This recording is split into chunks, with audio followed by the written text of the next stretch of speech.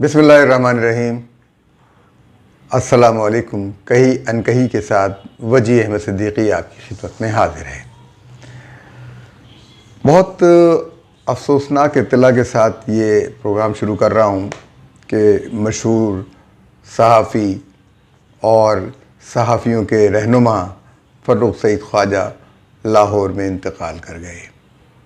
ہمارا ان کے ساتھ بہت گہرا تعلق، گہرا رشتہ تھا، لیکن جو بادہ کش ہیں، پرانے سب اٹھتے جاتے ہیں، وہ اس حوالے سے میں ان کو خراج تحسین پیش کرتا ہوں اور فرخ سعید خواجہ کی یاد جو ہے وہ ہمیں ستاتی رہے گی، اور ہم ان کے لیے دعائے مغفرت کرتے ہیں۔ ان کے اہل و عیال کو صبر جمیل عطا فرمائے، اور ہم سب کو، کیونکہ فرخ سعید خواجہ ایک بہت بڑے صحافی تھے۔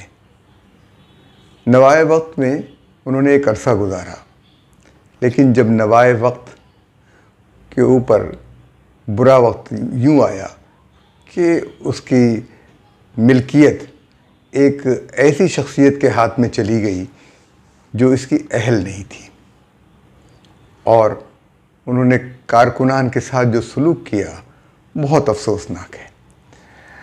پچھلا جو 4 سال تھا تحریک انصاف کے دور کا، وہ میڈیا اور میڈیا کے کارکنان کے لیے بڑا ہی المناک اور بہت ہی افسوسناک رہا۔ اس کے اثرات اب تک نظر آ رہے ہیں۔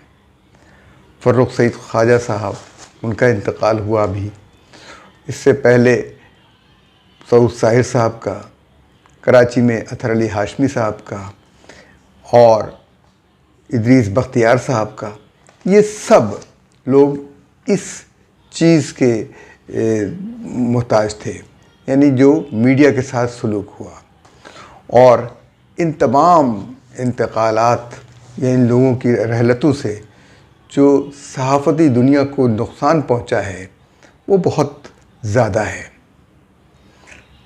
دعا کیجئے فرخ سعید خواجہ کے لیے، اور ہم دعا کرتے ہیں کہ اللہ تعالیٰ ان کے مشن کو چلائے، کیونکہ وہ صحافی کارکنوں کے لیے بہت کام کرتے تھے، اور یہی وجہ تھی کہ وہ پورے پاکستان میں مقبول تھے۔ اللہ تعالیٰ ان کی قبر کو نور سے بھر دے، آمین ثم آمین۔